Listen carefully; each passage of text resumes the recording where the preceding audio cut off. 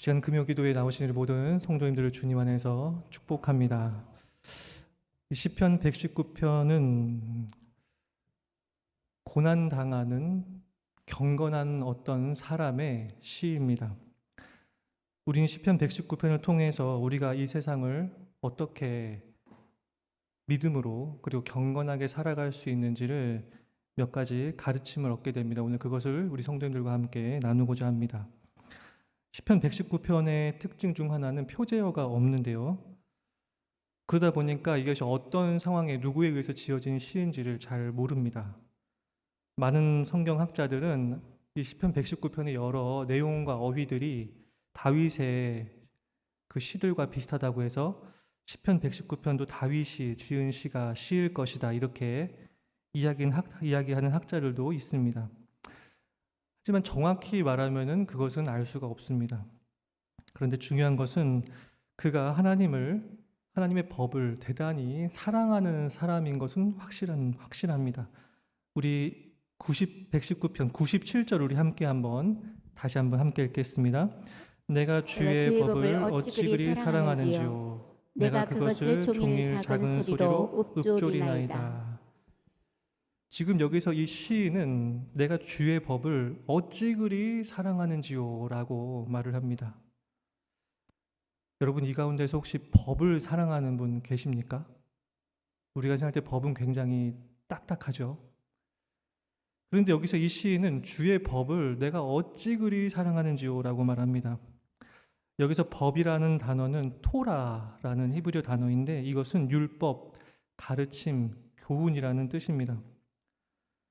우리는 성경을 볼 때 성경에서 여러 인물들과 그들의 이야기를 볼 수 있죠. 그래서 성경을 볼 때 때로는 그 이야기를 보다 보면은 재밌다. 성경도 재미있는 면이 이렇게 있다라는 생각을 하게 됩니다. 그런데 지금 여기서 이 시인은 법이라고 말합니다. 이 법이라는 것은 말씀드린 대로 어떤 가르침입니다. 교훈을 말합니다. 따라서 이 사람은 지금 하나님의 말씀을 볼 때에 단순히 성경의 이야기가 참 재밌네, 흥미롭네 라고 말하는 게 아니라 그 가운데 하나님께서 내게 가르쳐 주시는 그 가르침, 그 교훈, 나를 깨우쳐 주시는 그 말씀이 내가 너무나 좋다 란 이렇게 말하고 있는 겁니다. 이 시인은 다른 누구가 아닌 이 세상을 살아가는 가운데서 하나님이 나에게 주시는 깨우침, 가르침, 교훈들을 받아서 사는 것을 너무나 좋아하는 사람입니다. 그래서 내가 주의 법을 어떻게 사랑하나요? 어찌 그리 사랑하는지요 라고 말을 하고 있습니다. 여러분은 살아가시면서 정말 나 저게 너무 좋아서 보기만 해도 달려가는 뭔가가 있습니까?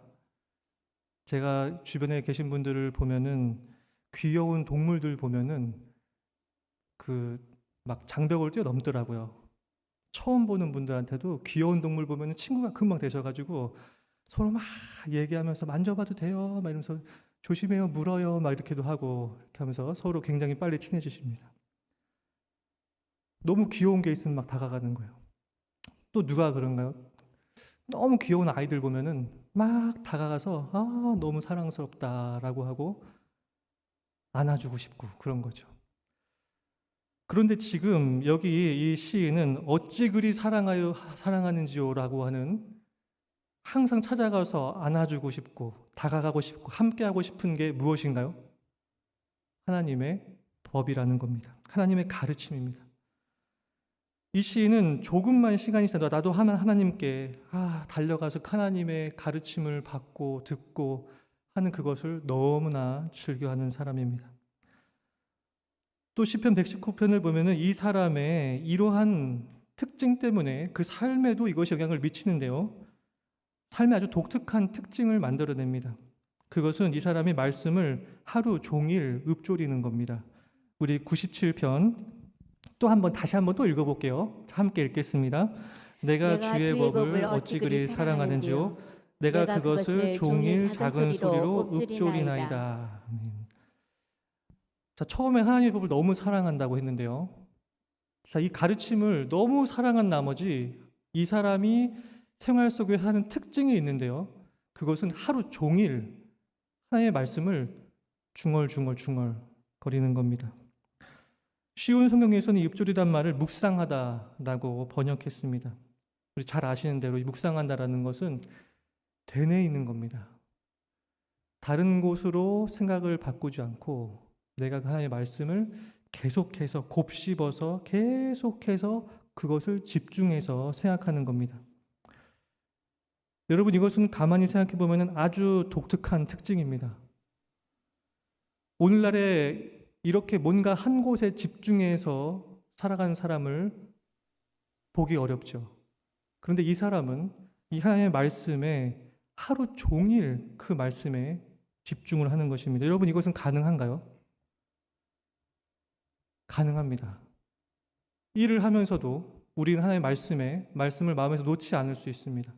다른 무엇을 하면서도 어떤 것이 아닌 하나님의 교훈과 가르침을 내 마음에서 놓지 않을 수 있습니다. 시편 119편 123절은요. 화면에는 없습니다. 제가 읽을게요. 주의 의로운 말씀을 사모하기에 피곤하나이다.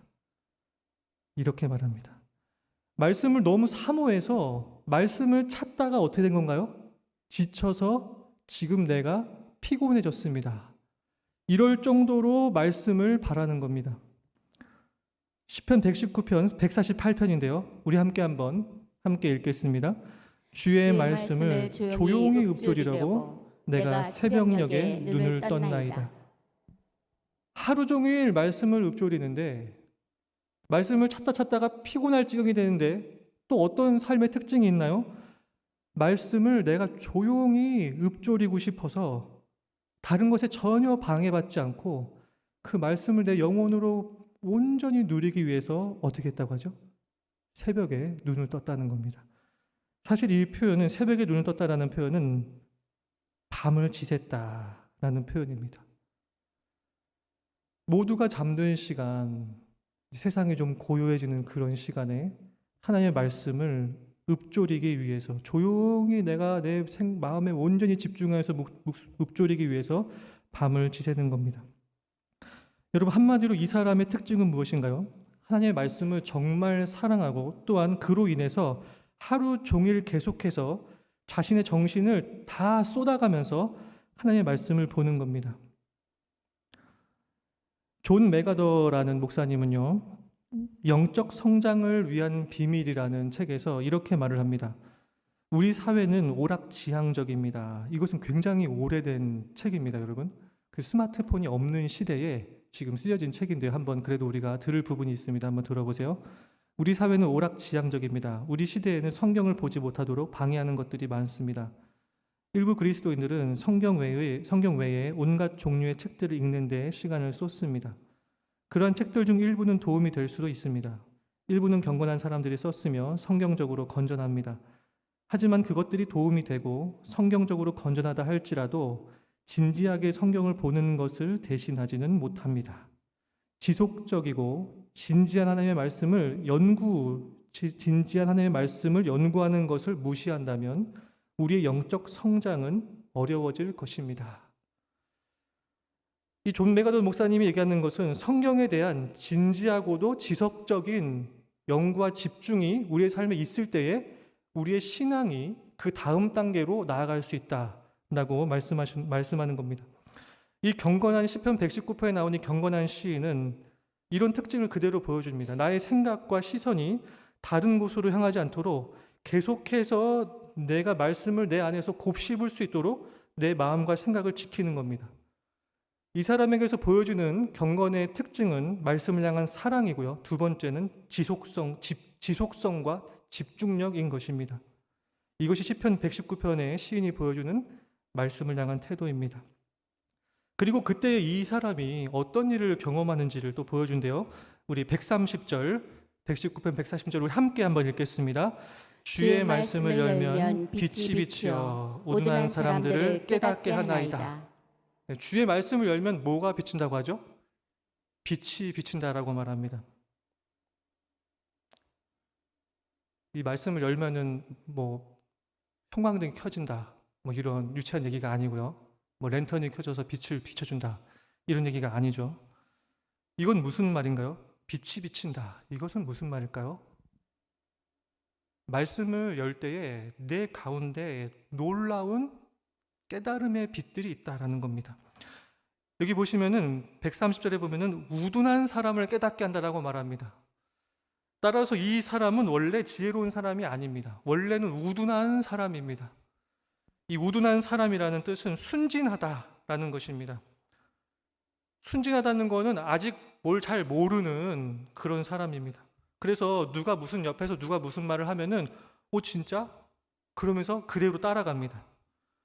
그래서 잠언에서는 이 사람에 대해서 이 사람이 만일 지혜를 거절한다라고 하면은 이 사람은 어리석어지고 시험에 빠지고 죄와 부도덕, 심지어 강도와 살인까지 저지를 수 있다라고 경고를 합니다. 그런데 바로 반대로 이런 순진한 사람, 우둔한 사람, 아직 뭘 모르는 이 사람에게 말씀이 들려질 때에 이 사람이 말씀을 볼 때 말씀 속에서 빛이 비추어지는 겁니다. 이 사람의 영혼의 빛이 비추어지면서 그 마음 안에 있던 어두움들, 두려움들, 무지함들, 나쁜 경험으로 인해서 생겨난 여러 가지 부정적인 생각들이 어떻게 되는 건가요? 빛 가운데서 그것들이 떠나가게 되는 것입니다. 하나님의 말씀은 우리에게 능력으로 임합니다. 하나님의 말씀은 순결해서 우리 영혼을 회복시키고 살아나게 합니다. 하나님의 말씀은 우리에게 이 세상에 대한 깨달음과 통찰력을 줍니다. 그래서 우리 영혼의 빛을 일으키고 우리 영혼의 힘을 소성하게 하는 것입니다. 이렇게 우둔한 사람이 하나님 말씀을 볼 때에 그 심령 가운데에 빛이 비치는 걸 통해서 이 사람은 지혜로운 사람이 되게 되는데요. 어느 정도로 지혜로운 사람이 되는지 98절부터 우리 100절 말씀인데 우리 함께 읽겠습니다. 주의 계명들이 항상 나와 함께하므로 그것들이 나를 원수보다 지혜롭게 하나이다. 내가 주의 증거들을 늘 읊조림으로 나의 명철함이 나의 모든 스승보다 나으며 주의 법도들을 지킴으로 나의 명철함이 노인보다 나으니이다. 아멘. 지금 이 사람이 하나님의 말씀을 계속해서 집중해서 보고 구하고 거기서 빛을 얻게 되면서 그 마음이 깨달음을 얻게 되는데요. 그 지혜가 어느 정도인가 보니까 나의 원수들이 도무지 따라올 수 없는 지혜롭습니다. 또 이어서 보니까요, 내 명철함이, 내 이해력이, 내가 사물을 바라보는 깨달음과 통찰력이 모든 선생님보다 낫다라고 합니다. 또 나의 명철함이 노인보다도 더 낫다 이렇게 말합니다. 여러분, 이 표현들 보면은 자칫 좀 무례해 보이지 않습니까? 이거 너무 거만한 거 아니야? 좀 이런 생각이 들진 않으시나요? 아니, 아무리 성경을 많이 본다고 해서 그래도 어떻게 다른 선생님들도 공부를 얼마나 열심히 했는데 그 사람보다 자기가 지혜롭고, 또 아니 이 시인이 나이가 아무리 많아봐야 몇 살이 됐다고 연배가 많으신 연장자들보다 내가 더 지혜롭다라고 말하나? 자칫 좀 거만해 보입니다. 그런데 이 말은 이 시인이 거만하게 보이고자 하는 것이 아니라 하나님의 말씀이 주는 지혜의 특징이 무엇인가를 보여줍니다. 하나님의 말씀은 우둔한 자를 깨닫게 해서 지혜를 주는데 그 지혜가 이 세상의 학식과 경험과 연륜으로 얻을 수 없는 지혜를 하나님께서 우리의 마음에 주신다는 것입니다. 여기 나온 지혜와 명철은 단순한 지식이 아닙니다. 어떤 사실 하나를 아는 것이 아니라 이 세상과 만물에 대한 통찰력과 이해력을 말합니다. 이 세상이 어떻게 만들어졌는지, 지금 이 세상이 어떻게 운영되고 있는 것인지 그것을 아는 것입니다. 하나님의 율법에 대해서 강조하는 시편 19편은 다윗이 쓴 시인데요. 다윗은 이런 말을 합니다, 여러분. 제가 19편 1절부터 4절까지 한번 제가 읽어보겠습니다. 하늘이 하나님의 영광을 선포하고 궁창이 그의 손으로 하신 일을 나타내는도다. 날은 날에게 말하고 밤은 밤에게 지식을 전하니 언어도 없고 말씀도 없으며 들리는 소리도 없으나 그의 소리가 온 땅에 통하고 그의 말씀이 세상 끝까지 이르도다. 아멘. 다윗은 이렇게 말합니다. 하늘이 하나님의 영광을 선포하는구나. 저 하늘들이 하나님께서 손으로 만드신 것이구나. 날은 날대로, 낮대로, 밤은 밤대로 하나님께서 세우신 원리대로 움직이고 있구나. 이 세상이 하나님의 말씀대로 운행되고 있고 그 말씀이 세상 끝까지 미쳐서 이 세상을 지금 운행하고 계시는구나. 다윗은 이 율법, 하나님의 율법을 깊이 묵상하고 사랑하는 가운데서 이 세상이 어떻게 지금 운행되고 있는지를 깨닫는 것입니다. 보게 되는 것입니다. 여러분, 이러한 지혜를 이 세상 누가 줄 수 있을까요, 여러분? 이 세상이 지금 어떻게, 이 세상에 진짜 문제가 무엇이고 그 문제를 어떻게 누가 해결할 수 있을 것이고 내 삶에서 진짜 궁극적인 문제가 무엇이고 이거를 어떻게 해결할 수 있을지, 이 모든 답을 줄 수 있는 존재가 선생님이 있을까요? 그런 존재는 없습니다. 오직 하나님만이 우리에게 이러한 빛을 비추심을 통해서 우리 영혼 가운데 세상에 줄 수 없는 지혜를 주시는 것입니다. 여러분, 이 사실을 믿으십니까? 성령의 감동으로 하나님의 말씀 안에서 이런 지혜를 내가 정말로 얻을 수 있다고 진정으로 믿으십니까? 여러분, 하나님이 주시는 지혜는 단순히 세상의 학문의 장에서 얻을 수 있는 그런 게 아닙니다. 우리의 연륜으로 얻을 수 있는 그런 게 아닙니다. 하나님의 지혜는 오직 하나님의 말씀에서 세상이 줄 수 없는, 정말 내 영혼과 삶을 깨우는 지혜를 하나님이 오직 하나님의 말씀에서 우리에게 주시는 줄로 믿습니다. 여러분, 이러한 지혜를 내가 얻을 수 있다고 확신하시기를 바랍니다. 이것은 어떤 목회자나 어떤 신앙이 좋은 어떤 사람의 특별한 얻는 그런 것이 아니라 하나님께서 이 시인을 통해서 나에게, 우리에게 이러한 지혜를 주시기를 원하셔서 지금 우리에게 말씀을 주시는 줄로 믿습니다. 여러분의 손에 하나님의 성경이 들려지고 그것을 집중적으로 묵상하며 그 안에서 빛을 보고 세상이 줄 수 없는 지혜를 소유하는 우리 모두가 되기를 간절히 소원합니다. 마지막입니다. 그 다음으로 명철과 지혜를 얻게 된 이 시인의 삶을 이제 좀 얘기한대요. 119편에서는요. 그의 삶의 정황을 이렇게 말을 합니다. 우리 119편 104절 우리 함께 읽겠습니다. 주의 법도들로 말미암아 내가 명철하게 되었으므로 모든 거짓 행위를 미워하나이다. 자, 이 말씀을 보시면요, 이 시인이 이제 명철을 얻게 된 겁니다. 성경을 통해서, 말씀을 통해서 명철을 얻게 된 후에 그가 무엇을 미워하게 되나요? 네, 깨달음을 얻게 된 후에 그가 미워하게 되는 것이 생겨나는데 그것이 거짓된 행위들을 싫어하게 되었다라고 말씀합니다. 하나님의 말씀을 사랑하고 그로 인해서 이 세상 누구도 갖기 어려운 이해력, 통찰력, 명철을 갖게 된 결과 그가 싫어하고 피하게 되는 것이 생겨나는데 이 세상의 거짓 행위, 악한 행위들을 싫어하게 되는 겁니다. 시편 119편에서의 이 인물의 구체적인 상황은 알지 못하지만 분명한 것은 이 시인이 여러 고난에 둘러싸여 있다는 겁니다. 95절인데요. 119편 95절을 함께 읽겠습니다. 악인들이 나를 멸하려고 엿보오나 나는 주의 증거들만을 생각하겠나이다. 자, 이 말씀을 보시면요, 악인들이 나를 멸하려고 옆에서 엿보고 있다라고 말합니다. 경건하게 살려고 하지만 이 세상에서는 의인들을 그냥 두질 않는 겁니다. 악인들이 나를 멸망시키려고 엿보고 있습니다. 자, 그때 이 사람이 하는 방법은 뭔가요? 나는 하나님의 말씀만을 계속해서 그 상황 속에서도 생각하는 겁니다. 119편 92절에서는 또 이렇게 말합니다. 우리 함께 92절도 함께 읽겠습니다. 주의 법이 나의 즐거움이 되지 아니하였다면 내가 내 고난 중에 멸망하였으리이다. 이 사람은 지금 악인들에게 둘러싸여 있고 굉장한 고난 중에 있는데요. 앞서 보신 대로 이 사람은 악인들이 둘러싸인 중에서도 계속해서 주의 증거들, 말씀들을 생각을 하고 있었죠. 지금 92절을 보시면 이 사람이 고난 중에 그 가운데서 나의 즐거움이 있었는데 그건 뭐냐면은 주님의 말씀이, 주의 가르침이, 주의 의로운 법이 내게 즐거움이 되었다라고 말씀합니다. 여러분, 만약 이 사람이 지금 악인들에게 둘러싸인 상황 속에서 이 하나님의 율법이 없었다면, 가르침이 없었다면 나는 아마 멸망했을 것이다. 나는 아마 그 상황을 못 견뎠을 것이다 라고 말합니다. 하지만 그 상황 속에서 하나님의 말씀으로 인해서 그는 즐거움을 얻었다라고 말합니다. 고난 속에서 내 주변에 나를 미워하는 수많은 악인들에 둘러싸인 중에서도 소망을 얻고 즐거움을 얻는 것입니다. 여기서 이 부분에서 우리는 시편 119편의 이 시인이 왜 그토록 하나님의 율법을 사랑하는가를 우리는 좀 더 분명히 알게 됩니다. 왜 그렇습니까?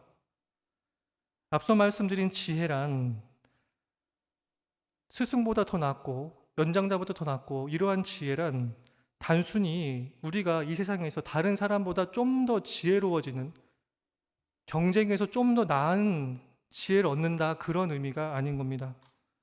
이 지혜는 이 악한 세상에서 악을 이길 수 있는, 나를 선한 길로 인도해 줄 수 있는 지혜를 말씀에서 얻는다는 것입니다. 여러분, 이 사실을 믿으십니까?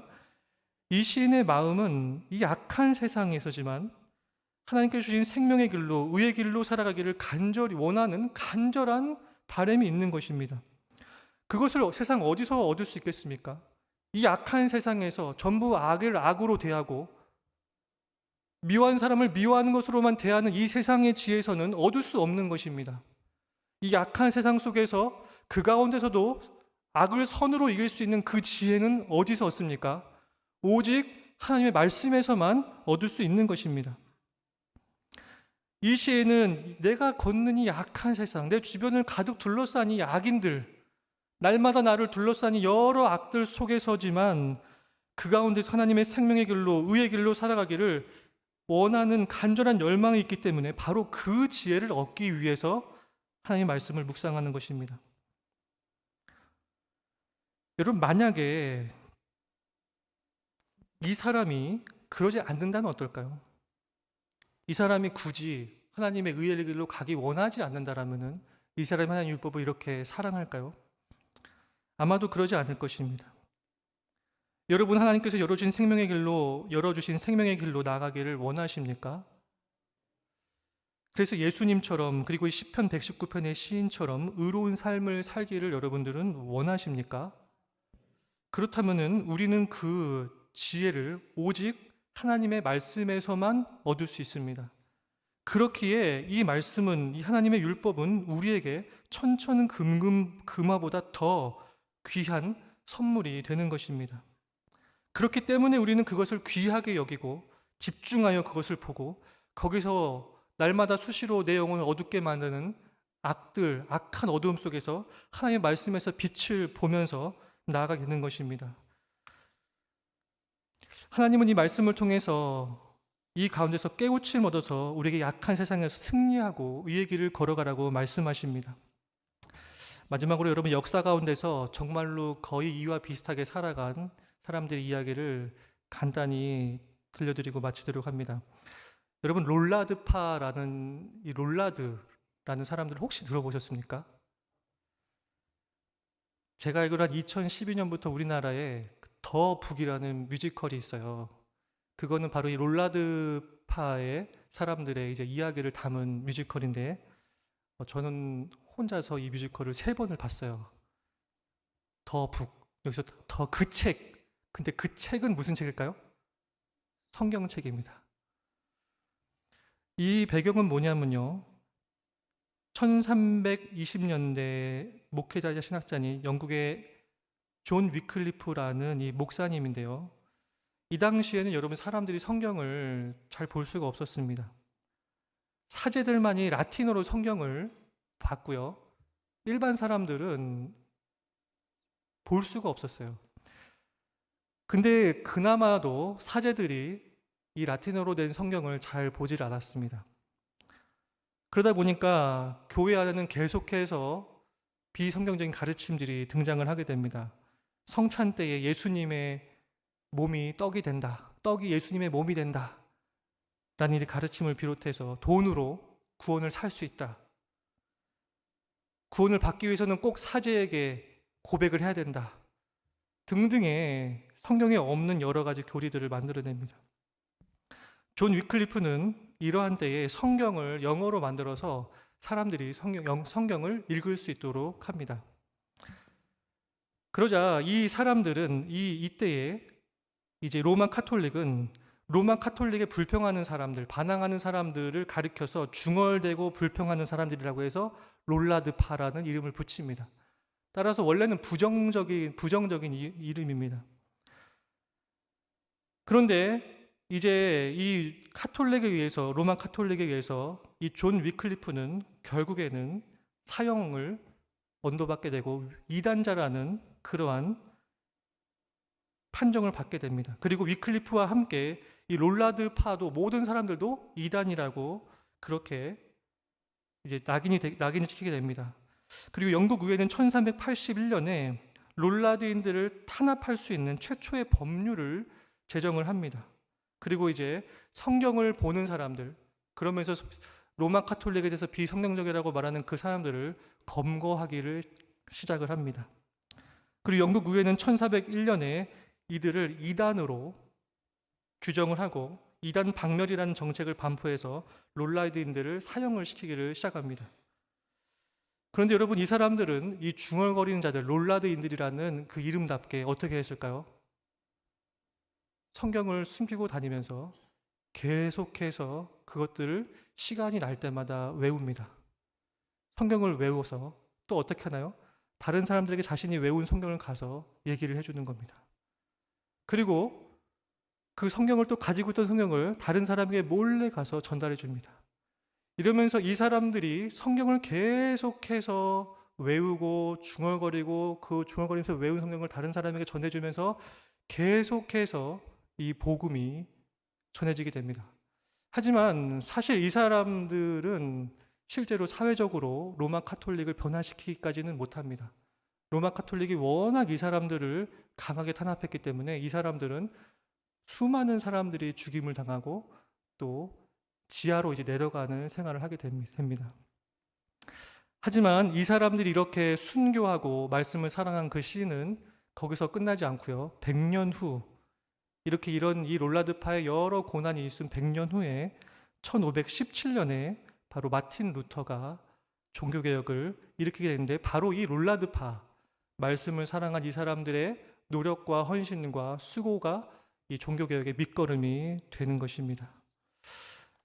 여러분, 저는 오늘 이 말씀을 하면서 말씀을 마치려고 합니다. 오늘 말씀을 통해서 우리가 이 시대 가운데서 어떻게 믿음을 지키고 또 경건한 삶을 이어갈지에 대해서 말씀 나눴습니다. 첫 번째로는 말씀을 사랑하고 거기에 집중하기를 지속하는 것입니다. 제가 뭐라고 했죠, 여러분? 말씀을 사랑하고 거기에 집중하기를 지속하는 겁니다.